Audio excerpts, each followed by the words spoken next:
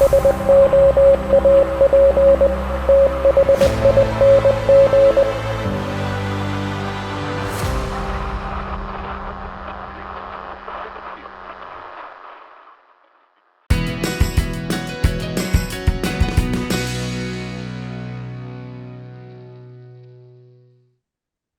to another episode of Soap Thing Thoughts. Joining me today is Henry of HD Shaves. Welcome to the Soap Thing Project. How you doing, man?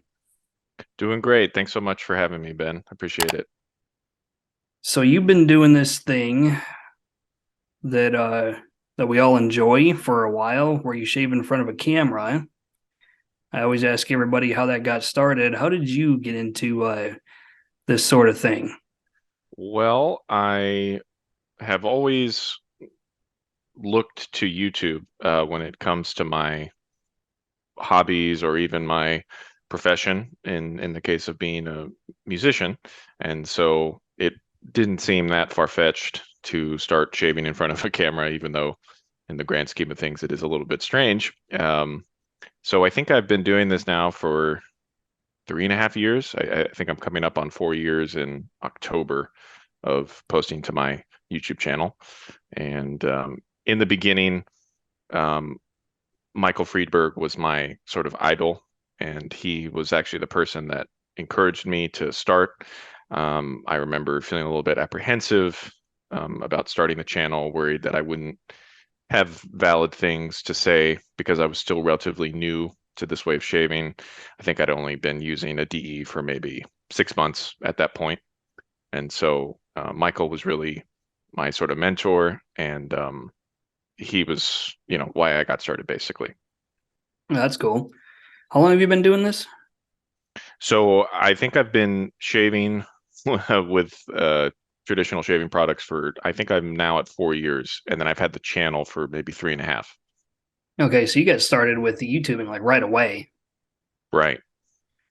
That's cool. What do you do for a living, HD Shaves? I'm a performing musician and I teach, and that's all I've ever done. And No I kidding. think What do you teach? I teach private lessons, and I have taught at a couple colleges in my time, sometimes doing group classes, but it's always been in music. Right. Well, that's cool. My wife is a high school chemistry teacher, so I am quite familiar with what that whole life is like. So, Well, and we always say, because most of us aren't grade school teachers, we're more like private instructors or college teachers, things like that. And so right. we always have to thank the actual grade school teachers that are setting up these students so that then we can receive them later on in life, and they've had a good background thanks to people like that. Yeah. Yeah, she definitely puts up with a lot. I will give her that. She doesn't let me forget some of the stuff she has to deal with every day. Like she'll come home and not mention any names specifically, but she'll say, "Oh, this person did this and that," and I'm like, "Are you freaking kidding me?" It's like, when I was in high school, that would have never flew. And apparently, it does now. So, Right. but That's yeah, something I ask myself all the time, is how have things changed so much? And I'm not that young, so high school wasn't that long ago. Um, so it's really amazing how much some aspects of school have changed in the past 10, 15 years. yeah. Well, in lieu of going down that rabbit hole, let's go down a different one. Sure. So I gave you the list of topics that I give every guest that hops on the Soap Thing project to talk, and you picked scent dupes, duplication scents versus original scents. I have my own thoughts on the place of each of those in this hobby, but let's start with you. What are your kind of general thoughts about, I guess, where original scents and scent dupes have moved the goalpost in this hobby? Sure. Well, I I suppose I will first credit some of these dupe soaps that we have, because I was not really into niche fragrance things prior to getting into shaving. And so I'm thankful that I've learned about perfume houses such as YSL or Parfums de Marly, um, Penthaligon's, brands like that. I would have never heard of them if not for shaving, right? So I first want to give some credit to those dupe scents because they can be a sort of introductory, educational thing for people, which is nice. I guess secondly, I'll say that of course scents are always subjective, and whether you like a scent or not is it kind of I feel like most of the time it's not a very helpful metric to share with somebody else because it's so subjective. Only in the cases of something is really bad, maybe we all can agree that something is really bad. But even when things are really great, you can always find somebody who doesn't think it's great, right? So, scent is a very subjective thing that we have. And so because it's so subjective, I like to concentrate as much as possible on the objective things, meaning was the scent a dupe of something? Was it a meaning of a specific well-known fragrance, right? Was it a pre-blend? Was it like a common barbershop pre-blend kind of thing that lots of people use, or was it a mix perhaps of some original elements also with the pre-blend, right? So I don't know if that made any sense at all, but I try to be as objective as possible when giving an opinion about fragrance. It's such a tricky thing. Um, yeah. Yeah. I mean, that's where you and I would kind of differ. I make no attempt to be objective about this stuff. I'm kind of a shoot from the hip kind of person when it comes to telling people what I like and what I think about stuff. Before we go any further, let's kind of qualify our terms here. A pre-blend is basically so when you have a shaving soap that's an original scent, it's generally made up of three, four, five, six, seven, sometimes 17 different fragrance oils, essential oils that come together to produce a single scent, so to speak. A pre-blend is like if you have a shaving soap, like here's a 345 soap company tight lines. This is a scent dupe, a duplication of the men's fragrance Creed Aventus. And so when you have a pre-blend, what soap makers will do is they will get a single fragrance oil that is supposed to smell like Creed Aventus. And then they have to try to make it work with their soap base, which is even with the simplest sense, is a bit of a trial and error. Hmm. It's kind of one of those things where I really wish we had an artisan on here for this conversation. It's kind of a pity that we don't because I'm kind of curious now if these pre-blends is that what they're for? If you're an artisan and you happen to be watching this, put it in the comment section of the video because I'm genuinely curious that these pre-blends is that like literally what they're meant for is to put into shaving soap, or are they supposed to be for something else and we just kind of wield it, and put it in a hot process shaving soap and try to make it work. A lot of times when they're like I've heard artisans talk about, well, I got a Creed Aventus, for example, I pre-blend from this company and it wouldn't stay anchored to my soap base. It'll kind of, I have a term for that. I call it flash off, where it'll just the scent will dissipate and Mm, become effectively unscented in a very short period of time.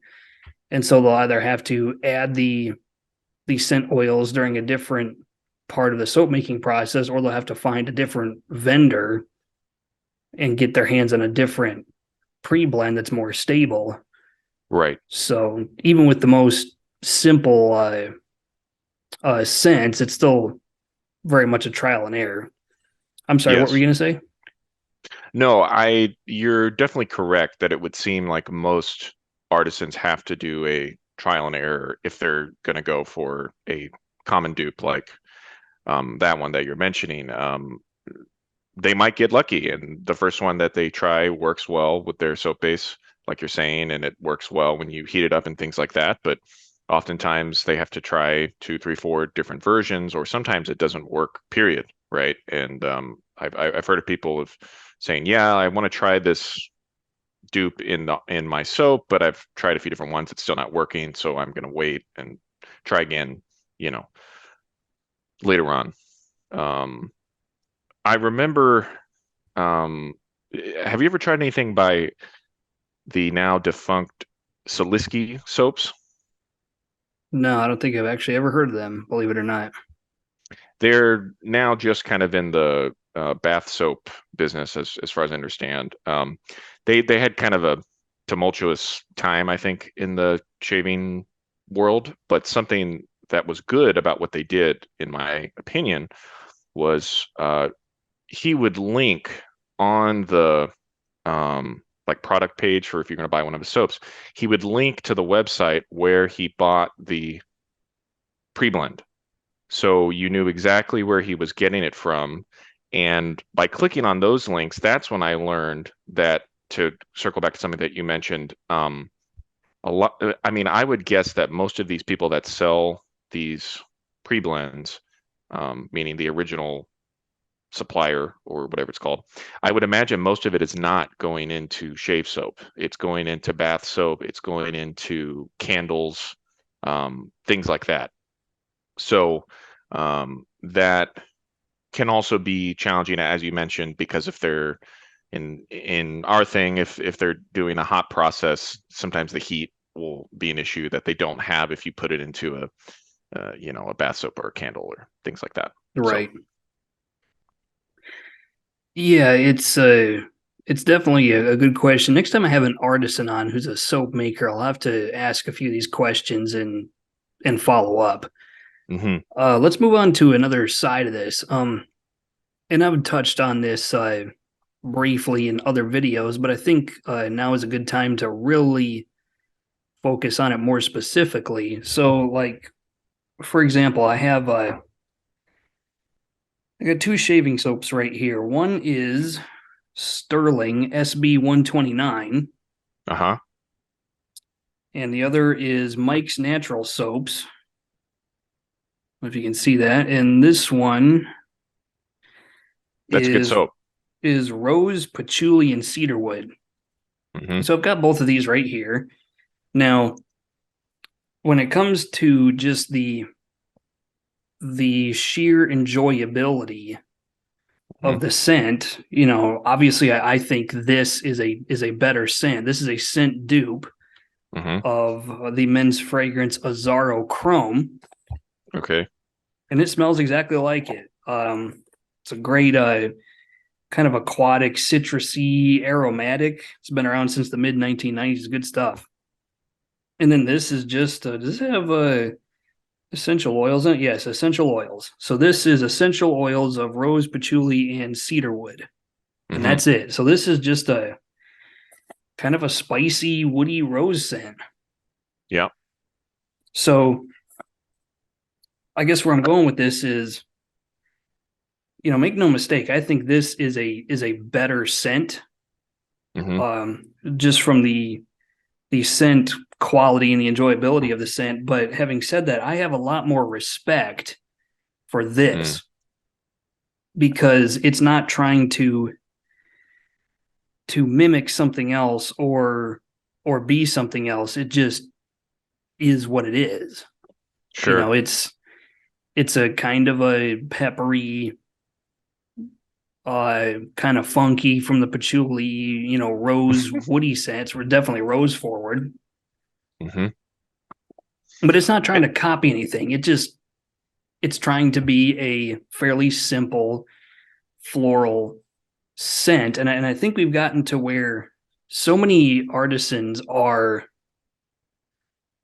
they're trying to take. And I just did an interview a while back, actually not even that long ago, with Chad of CD Shaven, and we talked about this at length on that video about how artisans are basically trying to take the easy way out. Mm. They're doing all these pre-blends and all these scent dupes. And it seems to me like fewer and fewer artisans are trying to be creative and take some risks. Mm. Not even take risks, but they're just not trying to be creative with their scent blending. Like I can't imagine that this is that hard to to make it work. I mean, you might have to, play around with the mixture. Okay, I need more of this essential oil, I need less of that essential oil. But for goodness sake, like I've seen a lot of artisans do phenomenal scents that are not scent dupes. Like here's another one that I think it would be universally agreed to be a very good non-duped scent. And that's which one is this? Murphy and McNeil Nantahala.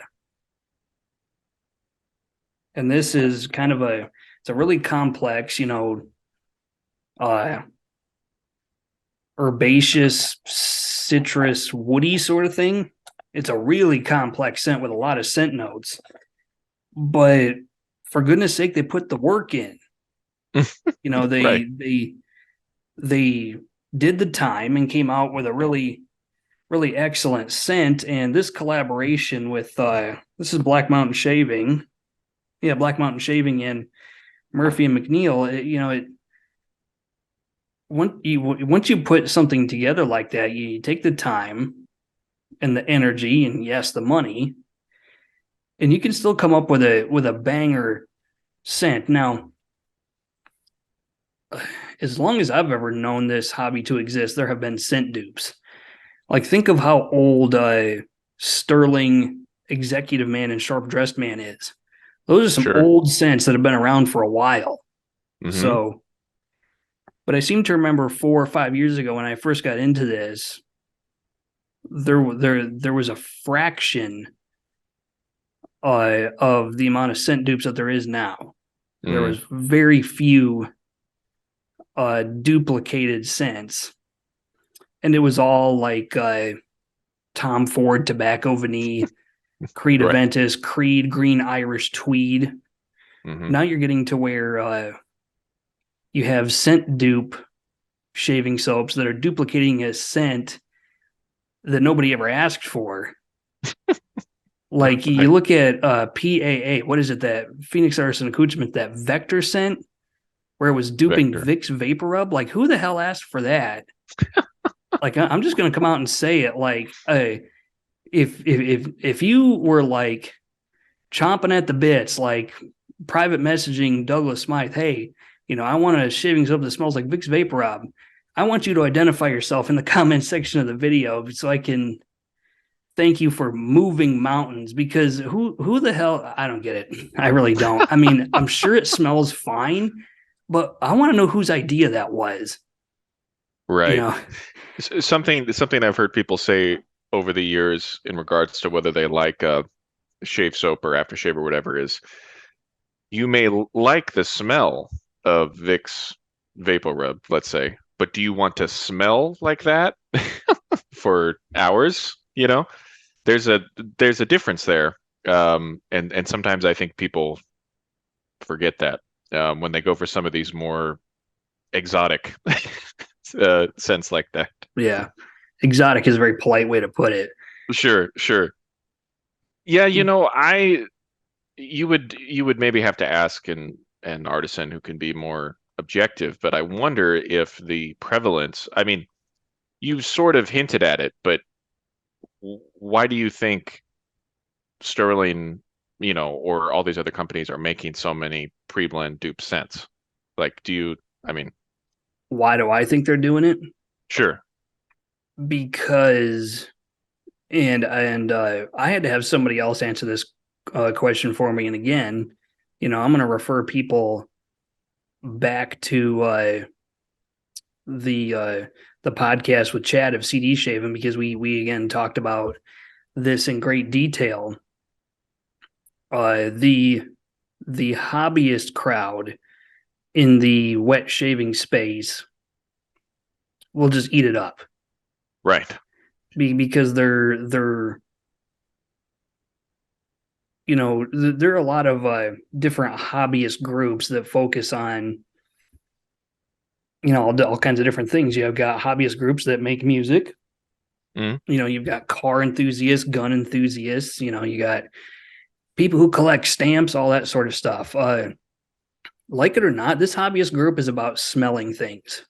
hmm We're that crowd that, we're walking through Target and we pass by the candle section and we just cannot stop ourselves. We gotta reach for that thing and freaking pop the top and smell it. So I think the core of this hobbyist group that we are a part of are a bunch of frag heads, hmm first and foremost. And that doesn't have to be a bad thing, but I think more utilitarian shavers, and I've said this before too, I think the hobbyist side of this activity is not that many people. No. It's maybe a couple tens of thousands. Mm, Whereas I think the amount of people who are shaving with a brush and shaving soap and a razor but are not hobbyists is probably several million people. right. I So agree. all of those people are going to grab something like this, and they're going to Mm, grab just one of these and they're going to use it until it's gone and then either buy the same thing or move on to something else versus the hobbyist core of this activity are looking for stuff that they see on the shelves at Nordstrom and Macy's and stuff like that.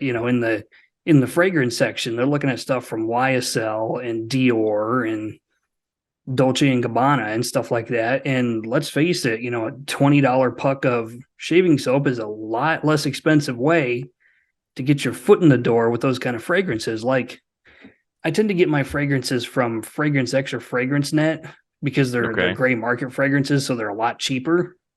Yeah. But even still, if I want to get a bottle of Azzaro Chrome, I'm paying $45 for it usually. Mm, Maybe low 40s, high 30s on the low end versus this Sterling SB 129. This was $10.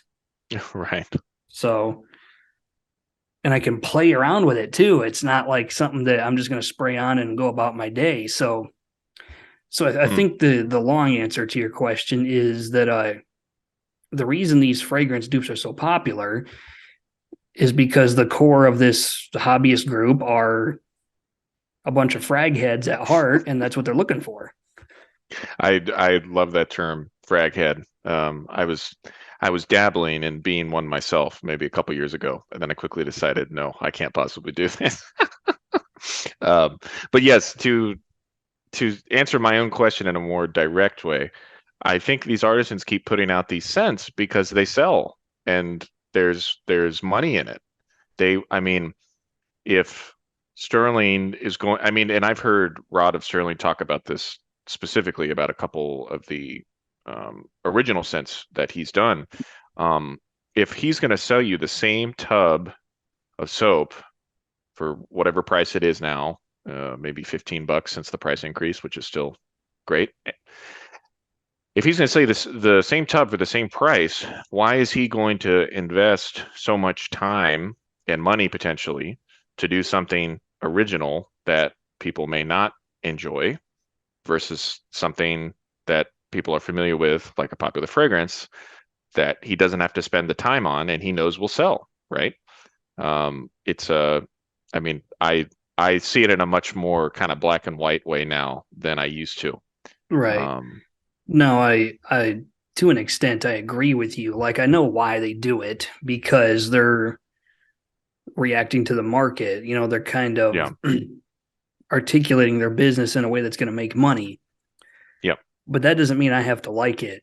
Like I've put out a couple videos already where I've said I'm getting kind of resentful towards a lot of these fragrance dupes because there's just so many of them, yeah. and some of them are like Creed Aventus, for example, that infected the wet shaving hobby so much that even Hobbs has a Creed Aventus Right. type scent, the Royal Forest. So even Taylor of Old Bond Street had to stick their booger fingers up the nose of Creed Aventus because it just sells that good, but I think there's a natural tendency, at least with some people, to be resentful towards anything that's just insanely popular. Mm-hmm. Like the Yes. fact that the fact that like 20, 30 artisans at least have a Creed Aventus type scent. I don't know why it just makes me not want to shave with it, just because that's what everybody's using. Yeah, no, I feel the same way. It's funny you should mention Creed Aventus because that's the one I was going to pick on, but you already did it, so thank you. Um, it's like, yeah, I don't need to smell another Creed Aventus dupe ever again. I'm good. I've smelled a couple. I have a really old bottle of fine platinum that somebody gifted to me. And whenever I'm feeling like blending in with everybody, as you sort of mentioned, whenever I feel like blending in, I'll use some fine platinum splash, and that's my contribution to that world. But yeah, Funny thing about Creed Aventus, have you ever noticed that some dupes of Creed Aventus have different scent character than others? sure. So part of the reason is if you go to like a dupe of Creed Aventus that's been around for a long time, Hmm. like Sterling, Executive Man, Fine Platinum, Ethos, Success, it's because they duped it early in that fragrance's life because Aventus came Mm, out in 2010. They okay. duped it early enough in the life of the fragrance that's when Creed was still cranking out very smoky batches of Aventus. And so a lot of the early Aventus dupes are going to be smokier than, say, something like this, which is a Creed Mm. Aventus dupe that came out more recently. This has almost no smoke in it at all. And is it more That's the because it was pineapple? what's that? Is it more the pineapple in the newer versions? So Creed Aventus dupes tend to do one of two things wrong or both. They tend to either be over sweetened or not have enough of a smoky note. Hmm. In this case, the 345 tight lines is is neither smoky nor sweet like it really should be. It actually shakes out to be kind of a woody forward scent because Hmm. it's lacking just slightly in the pineapple sweetness, and it's not as smoky as a lot of older scent dupes, and that's because newer batches of Creed Aventus are sweeter and less smoky for whatever Hmm. that's worth. But yeah, it's one of the things I really wish more artisans would do is kind of broaden their scent portfolio just a little bit. I mean, like, I swear there's more artisans, cranking out Aventus or Green Irish Tweed dupes than there are artisans doing sandalwood or lavender scents at this point. Hmm. You mean just straight sandalwood kind of scent? Straight sandalwood, whatever that means. Well, like one of my all-time favorite uh, woody scents was from A&E, and it was The City from their The pinup city. series, and that was just sandalwood and oud. Mm. But obviously it didn't sell that well because that's not what the core of the wet shaving hobby was interested in. They were interested in scents that were either more complex or that were a dupe of something, or both. Mm. Again, this is where I wonder. And Ben, you seem open to this. Yes, yes, we can put the blame, not the blame, that sounds a little harsh, but yes, we can say that artisans should be a little bit more creative in the sense that they're duping. But what could we be doing differently? What could we as consumers be doing differently? Right. I Is there a mean, way that we can change something? well, the only thing we can do is vote with our wallet. Right. Like, Right. um, and that's what I've been doing, especially in the last like half a year. Hmm. Like I've been buying fewer and fewer scent dupes and more basic scents like sandalwood scents and lavender scents and rose scents and things like that. Like one of my all-time favorite floral scents, especially this time of the year, is Master Soap Creations Frosted Lavender. On my second tub of this. This is good stuff. As in you already finished the first one, or this is a backup? I've already finished the first one. Nice. Good for you. So, but I'm also smart enough to understand that I am in the minority in this one. I think there's a cycle to things. And, at a certain point, I think a lot of people kind of get where I am, where they kind of want to go back to basics. Yeah. But, it's a cycle that doesn't happen all at once. Different people hit that brick wall at different times. One thing I will say that the wet shaving industry does really well that I can get behind is the idea of duping scents that no longer exist. Like here's a good example of one. I got one right here. This is PAA Fresco. And this is one of my all-time favorite kind of aromatic fougères. And this is a dupe of Old Spice Fresh from the 1980s. A scent that's not around anymore. And this is phenomenal. It's a wonderful aromatic fougere. It's definitely 80s. You can tell by smell. This is a very 80s kind of scent. But, if you're going to dupe something, I tend to think that there's a little more merit to it if you're going to try to extend the life of a scent that tried to die. Right. Another good one is PAA Sundown, which is a dupe of Sun Up. We're having an earthquake. Oh no, really? Yeah. It's okay. Damn. That was a little bit of a shake, but it wasn't too bad.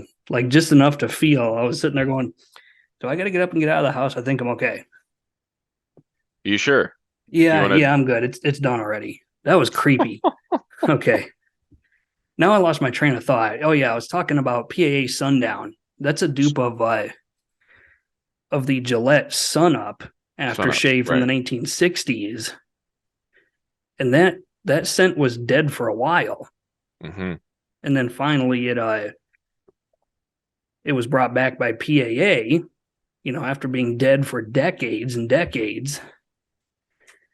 And I think for a while, Barrister and Mann was doing a version of that. That was their Reserve Original. Right. And then it got discontinued. And the PAA version got discontinued and came back for a limited edition, and it's kind of coming and going. But I think it had a good run, though. Like it had a very good run in the wet shaving space, and I think that in my opinion, if you must dupe something, that I think is a justifiable reason to dupe a scent, is if it's something that the market said no to in the past, but that might have a new place in the wet shaving space now. What do you think about all that? I think I'm with you. Let's focus on things of the past, right? If we're all if we're taking the frag head view, it's like, well, why wouldn't we want to try something that we would have never smelled otherwise? I wonder if it's a supply issue, if the people that sell those kinds of, I don't know. Like I think so. For example, I don't know how PA did those old scents. I know in the case of Reserve from Barrister and Mann, if I'm not mistaken, he paid someone to reverse engineer the original. So like I think he had an original version of those fragrances that he did in Reserve, and then had somebody reverse engineer them. And then I know for a while he had a like for the Reserve soaps and maybe the aftershaves too, those were outsourced. So he wasn't making them in New York. I think he had a lab in maybe Europe that was making them for him. And now that doesn't happen anymore, I don't think. And I believe he's making those reserve scents in New York, but now they're sold in his new base, right? Um, so where's I going this? Oh, about the availability of these old scents. I think sometimes that can be an issue. I was happy to see that um, A&E did the Irish Moose dupe because that's one that has haunted hobbyist shavers for years and years. And I have a shave stick of that.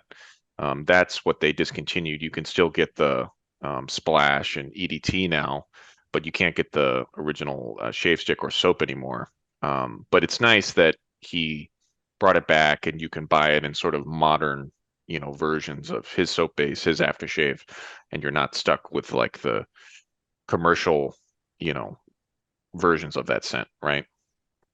Yeah.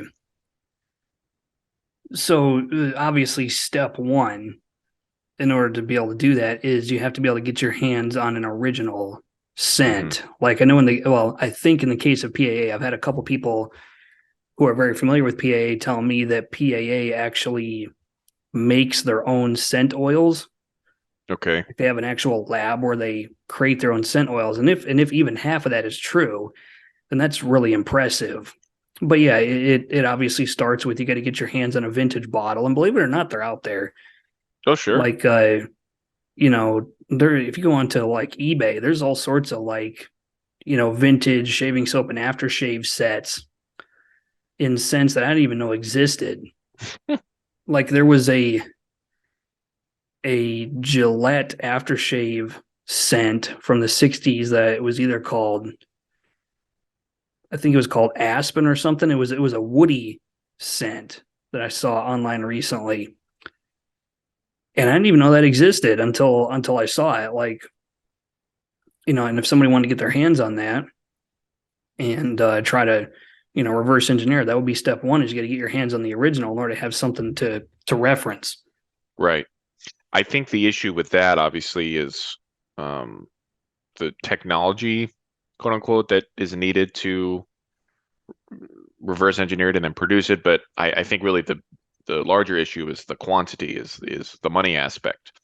So in the case of, again, I'm a little bit speculating, but I think Will has said this publicly, so I don't feel like I'm uh, being tabloid news here. But for example, in the case of those reserve scents, Will was able to reverse engineer it, have it made in this other lab because he was doing hundreds and hundreds of soaps and splashes at a time, right? Right. So unless you're going to commit to that quantity, I think that is a barrier to entry. It's kind of like making razors. That's something that I think Jake mentioned to you from Yates, right? Yeah.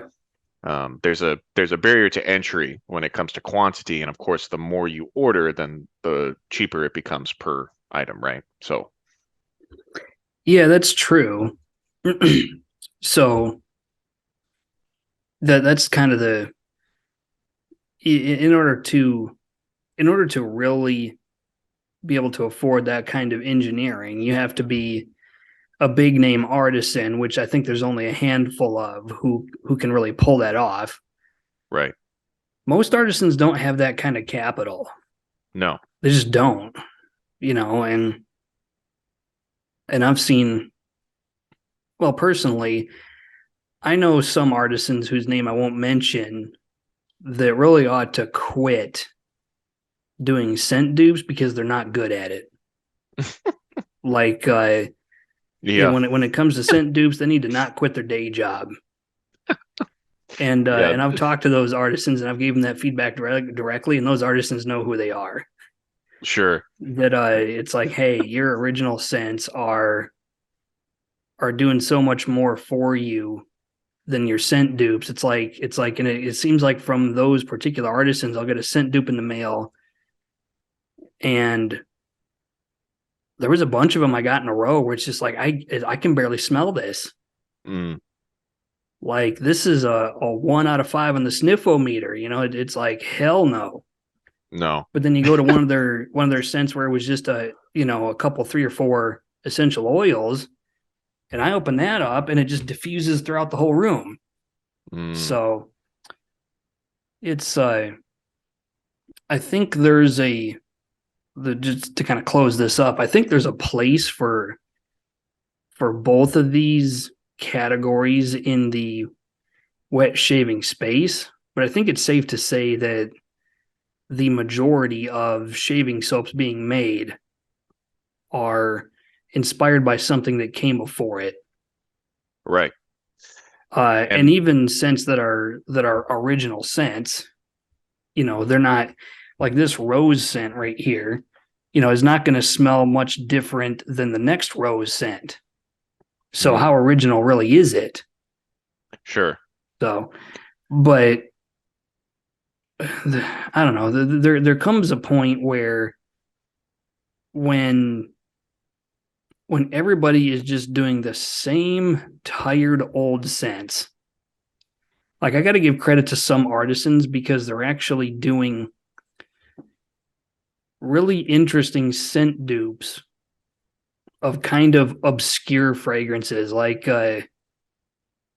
Murphy and McNeil is doing a dupe of Killian single malt. Okay. And Killian is a fragrance house that I guarantee a lot of shavers don't even know what that is. Parfums de Marly is another one that gets duped a lot that I can kind of see where that would be popular because they're really crowd pleasing type Yeah. scents. But then you got other ones like Hags who came out with a scent dupe of Denim Original, Mm. which I think they're the first ones to do that particular scent. Denim's an old-timey scent, right? It's gone? It's a Or is it around? cedarwood scent. I wouldn't call it old timey, but it was a quintessential 80s fragrance. It was a 80s. aromatic woody Okay. fragrance, and I have more respect for something like that because nobody else is doing it. Mm. Like Hags was good enough to roll the dice and say, "Let's see how it goes." Same thing for whenever somebody does a Dior Fahrenheit scent. I Mm. gotta clap my hands at that because I like Dior Fahrenheit, but because it's a very daring scent to duplicate. It's a polarizing scent. Mm. So if you got the bravery to roll the dice on something like that, I have a lot of respect for that. I'm losing appreciation in a lot of the lazy safe dupes that a lot of people are doing. Mm. Is I guess where I'll leave that. Sure. Yeah, I feel like I was there maybe maybe a year ago or something, and now I've actually come all the way back around and I'm starting to be a little more open-minded about some of the common dupe scents that I had sort of written off in the past. But I mean, I'm totally with you. Let's get something more creative out there. What do you think of what Sterling does or what they usually do for the Black Friday soaps that they put out? It seems Well, like they're usually like experimental ones that they're not sure that they're going to sell in the future. that's what this is. This is a Black Right. Friday scent. Let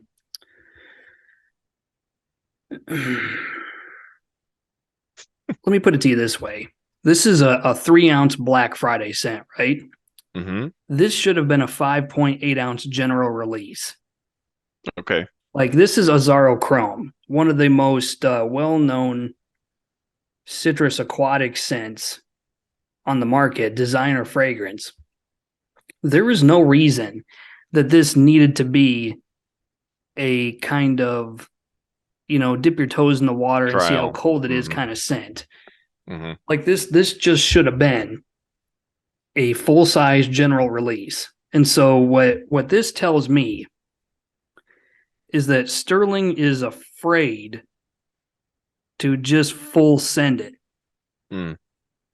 Because they're rather than, kind of have this daring sort of, we're just going to throw it out there and market it the best we can and hope it sells. They're kind of erring on the side of, we think this is going to be more of a niche and we shouldn't invest the money in making large quantities of it. Mm-hmm. Now, the other side of that coin is, for certain scents that are some of their best sellers, that did pay off, like Sterling Deep Blue Sea. Mm-hmm. That was originally a 3-ounce Black Friday soap, and now it's like their 4th or 5th best seller. Oh, I'm sure. Yeah. So, and it's a permanent part of their lineup. Mm-hmm. So I think they are kind of gauging sales of these smaller scents as a way to decide if it's something they ought to introduce permanently. Mm-hmm. Personally, I think, either it's good enough to just full send it, or you ought to just let it stay on the drawing board. Mm. Because this kind of, like I said, stick your toes in the water and see how cold it is. It's just like either dive into the pool or go home. Hmm. Is how I personally feel about it. I would rather, if you're going to release something, just full release it. Mm-hmm. Either, and I've said this before, either it's good enough for you to always make it, or it's not good enough for you to ever make it. Mm. And if you're going to take the risk, then just really take the risk. Sure. Now, I'm sure that's an unpopular opinion, but that's my answer to your question. Yeah. And then there's those of us who are just happy that it's a 3-ounce tub and not 5 point whatever. So I'm just thrilled about that. Yeah. To that point, part of me kind of wishes that they were all that size. Oh yeah, totally. But that's a different argument. But I'll go ahead and go down that road with you. Mm. I wish that the majority of artisans and the majority of soaps in those artisan portfolios Mm-hmm. were smaller tubs, because this is a size that I actually have a fighting chance of burning through it, Yeah, maybe. Right. and exhausting it to an empty tub, versus a 5.8 ounce. That's never going to happen. Oh. Let's be real. So, but the reason we see so many shaving soaps in 4-ounce, 4.5, 5-ounce, 5.8 ounces is because that's kind of the outdated industry standard from Mm-hmm. back when there were very few artisans and very few hobbyists. Right. There was a compelling reason to get a 4 or 5 or 6-ounce shaving soap, because most people were going to exhaust it. Mm-hmm. Now we've reached a point where very few hobbyists are going to exhaust anything. Yeah, those So, old 6-ounce tubs of Katie's Bubbles come to mind. yeah. Because they were making them so long ago that it maybe made sense if, that was the only tub you were working on at a time, that you would want to, you would rather have 6 ounces than 4 or something. But yeah, I think you're right. The current standard doesn't really match with the hobbyist tendencies. Yeah.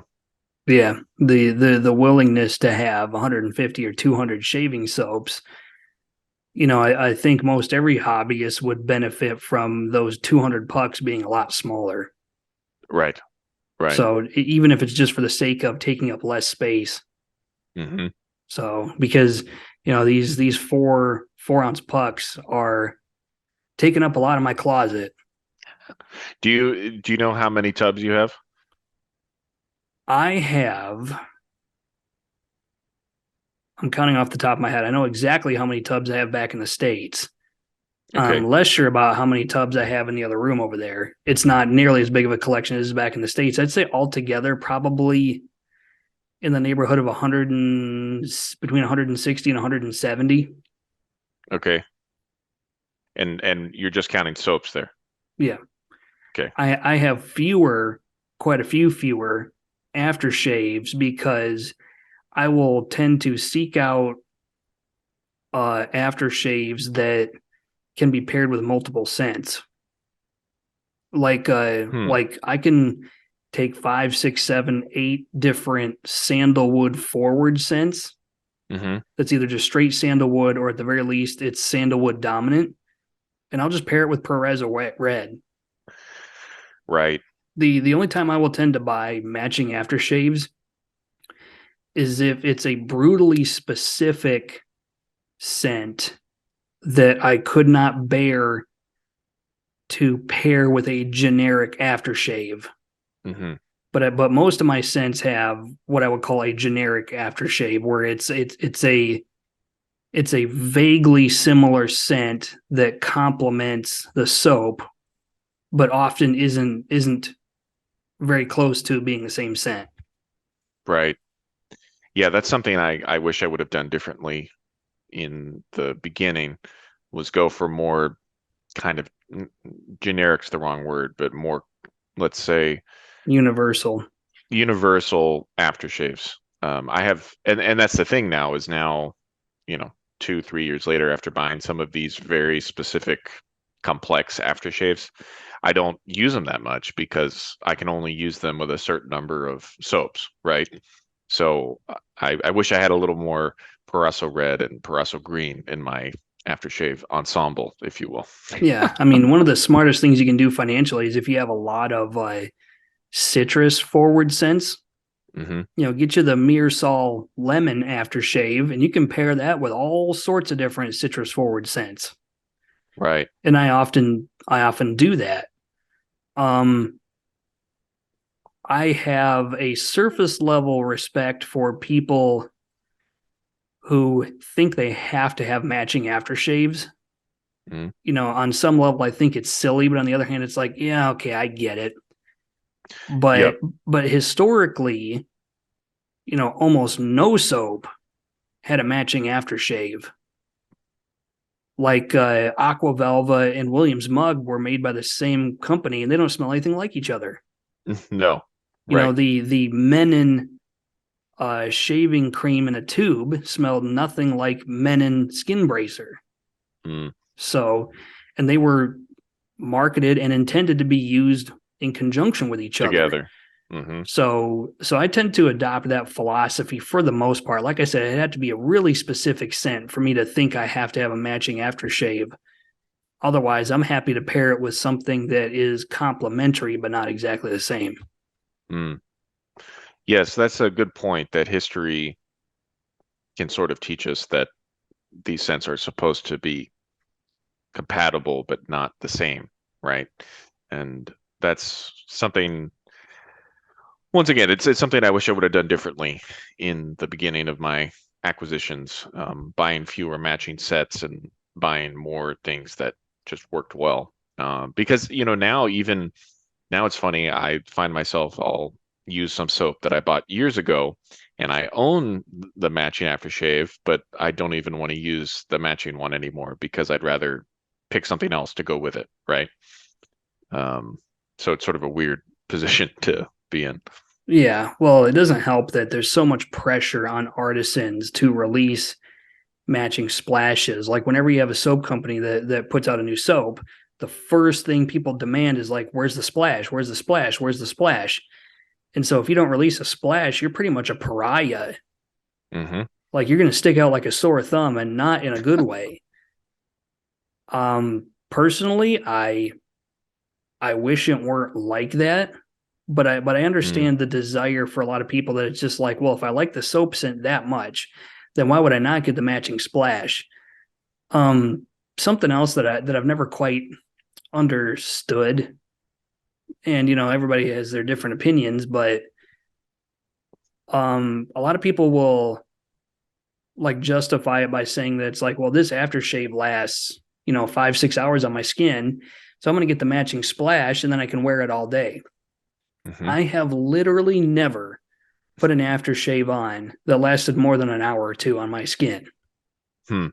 So if I want to smell a certain way all day, excuse me, it's going to have to be with a fragrance, Hmm. and I'll often use a designer fragrance that I get from a discounter or somewhere, you know, and just not even bother trying to make a artisan aftershave last all day, because it doesn't work that way for me. Mm.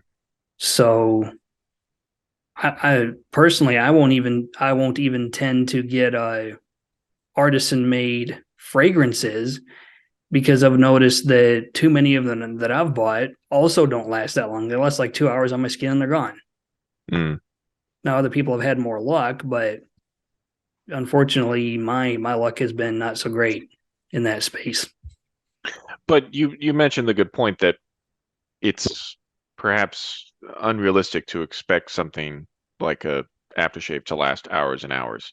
And sometimes I think newer people to the hobby will be surprised when something doesn't last all day. And, that's when you can just kindly tell them, well, if you really want to be sure that you can smell it all day, you need to get the fragrance, right?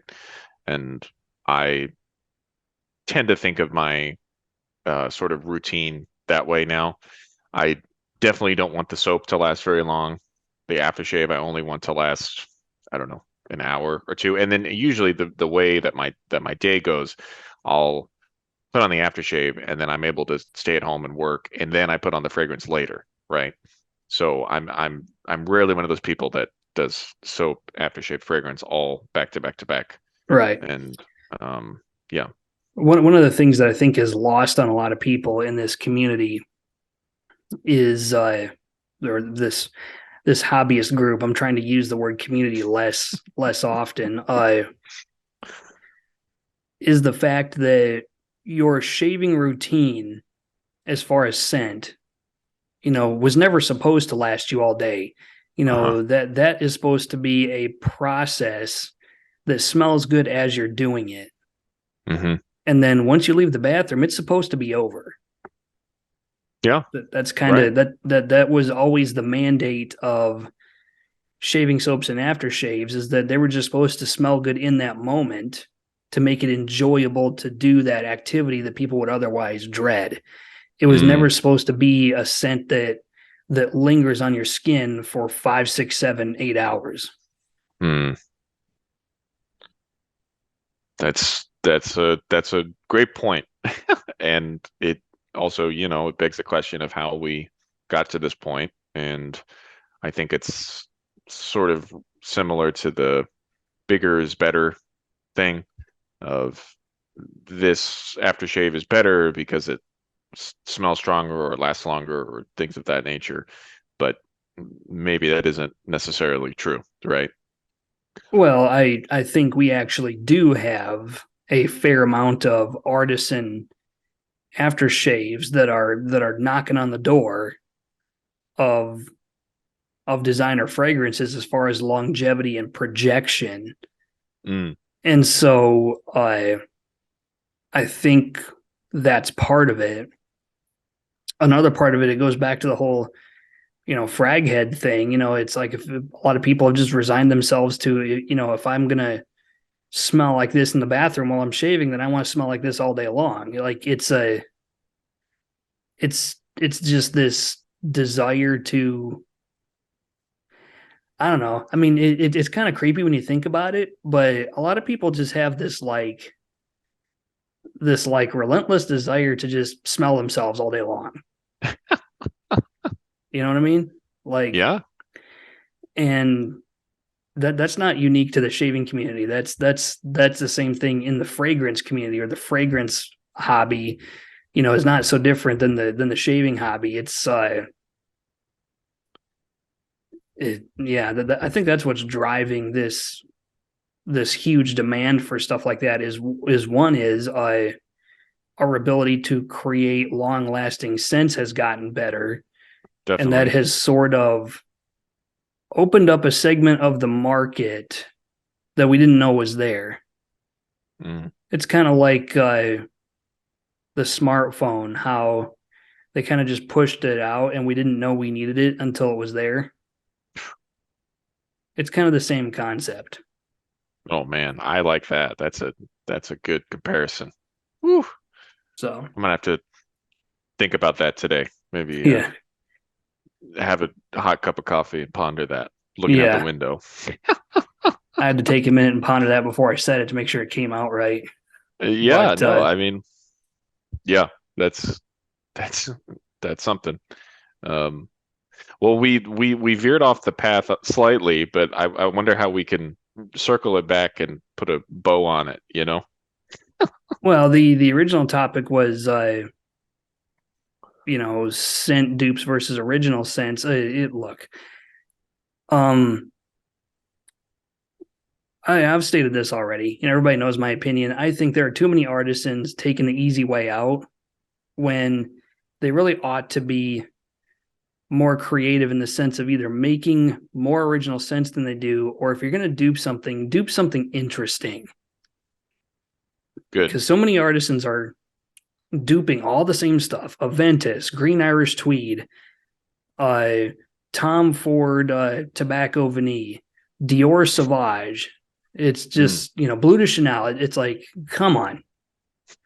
It's like you guys can find better fish to fry. sure. I've seen artisans do it. Yeah. I think the reason they're not doing it is because I honestly think there's too many artisans. Mm, Uh, and so probably.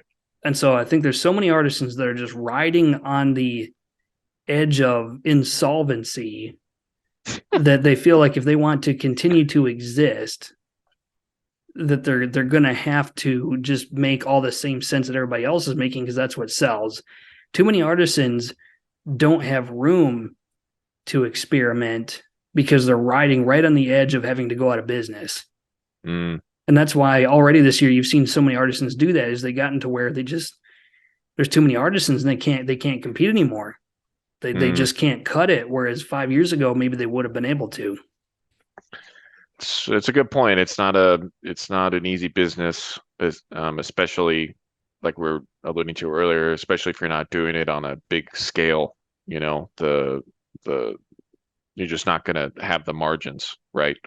So I agree with all those things you said, and I think the way I've tried to say a similar thing in my uh, videos on my channel is instead of saying I'm tired of artisans doing these scents, which is true. I don't need to smell a Creative Ventus soap again. That's okay. Um, Instead, I just try to highlight original artisan scents, and I do try to. I mean, I'm not buying stuff this year anymore, so I can't really say I'm putting my money where my mouth is. But before, when I was buying stuff, I would try to support original scents and try to show them on the channel and things like that. Um, Not that I don't ever use dupes. I mean, I obviously do. I used I'm trying to use sterling a lot this month, so I used the sterling green a couple weeks ago, which is a dupe of polo green, right? Right. So anyway, I just try to I try to support the original people rather than be as direct as you are, which I think is fine, but that's just how I've gone about it. Yeah. Yeah. And to your point, I try my best to, it's like if I'm going to complain about something, then the next video should be my solution to the problem. Uh-huh. You know, sometimes I'm able to get around to that, and sometimes I'm not. It just depends on what's next on the schedule. Right. But what I think the artisans who have the money ought to lead by example There you go. and and take some risks. Because I guarantee you a lot of them are going to pay off. There's enough people in this hobby that are curious. And then when that happens, the people who are the artisans who are less certain of themselves will be willing to take the risk as well. Mm, So I think it has to start with us buying those scents, the hmm ones that are not just the same tired old crowd pleasers, hmm And that's going to cause those bigger artisans to react to it, which is going to cause the smaller artisans to react to it, and it'll be the snowball effect. That's the my solution to this is that's the only way to fix it is to vote with your wallet. Right. Totally. I like to say, put your money where your mouth is, right? So I am reflecting now about smaller artisans that have sent me samples of some new original scent that they were about to release, and they wanted my opinion on it, and I made a video or something. And I have positive memories of those scents, and that from what I can remember, most of them seemed to sell pretty well after they were released. So at least in my experience, I don't have a like it's not like when I reviewed dupe scents that those ended up selling better than the original scents that I reviewed. Like in my mind, there's no relationship there. So once again, it's like why wouldn't I try to go for the original scents if it's just me making my little videos? And I can't fix this whole thing myself, but I can try to lead by example, right? Yeah. No, no, you can't fix it on your own. But one thing we do have to be aware of as content creators is what we say carries weight. Right. Like even with just 500 or 600, 700 subscribers, you know, when I do a review on something, probably 5 or 10% of the people who watch it are going to go buy it. Mm-hmm. So that's one of those things where, excuse me, we need to be really careful what we say. Yeah. And if we're going to, have an opinion on a certain product, we better mean it because it's going to make or break that product potentially, especially if it's a product where a lot of people are reviewing it. Mm-hmm. Then you're talking about a number of customers that could seriously make a product explode or fizzle out. Right. And see, that is something a little bit negative that comes to mind. Is there have been a number of, whether it was scents, well, it usually wasn't scents, but it was sometimes like hardware, whether it be a certain kind of brush knot or a razor or something, that when I was doing sort of first impressions on that product, I was positive about it, but for some reason over time, I grew to dislike whatever these certain products were, and I can remember feeling a little bit um, like guilty that then all these people were telling me, "Hey, I bought this product and I really like it. Like, thanks for your video on that." And then I would kind of think to myself, like, "Oh, geez, I don't really like that thing that much anymore." Um, but if people are happy, then that's all that matters, right? Like I want people to be happy with what they're using. That's the most important thing. Over all the stuff that we talked today, use what you want that makes you happy. That's the Yeah. most important thing. Yeah. I think that's a good segue into, I ask, every YouTuber that comes on, I ask, what do you have for parting words of wisdom Hmm. for, for this hobbyist group that we are a part of that might be useful to newer shavers? To newer shavers. Well, Well, well, shavers in general, what lessons have you learned? from being on YouTube specifically, No, just from all the experiences you've had from shaving like this for so many years. well, I think it goes back to that thing of using what you enjoy. You can belong to a particular group that has biases towards certain brands, certain types of scents. You can watch one of our videos and we say that we really like something, but ultimately you don't have to like it. I think some people, what's the phrase? Placebo effect. It's like if they watch one of our videos on a soap scent, we say we like it, they buy a sample, they receive the sample, their tendency is going to be that they want to like it too. But the truth is you don't have to. There's nothing that says that you have to, and there's nothing that says that you have to, again, use the same brand that everybody in your particular club does.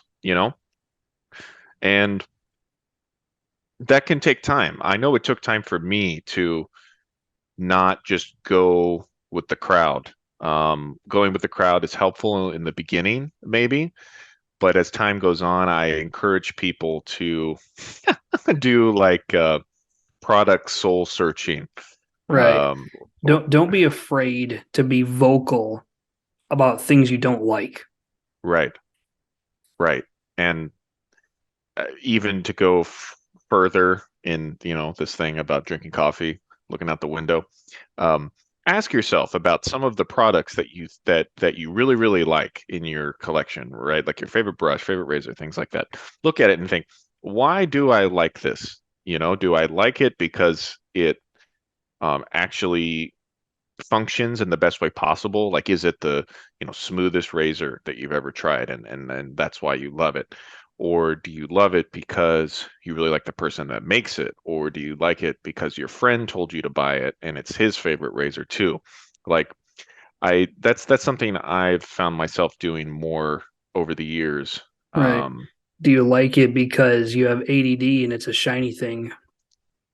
which is perfectly okay, I think, Yeah, but guilty of that one. yeah, right. So that's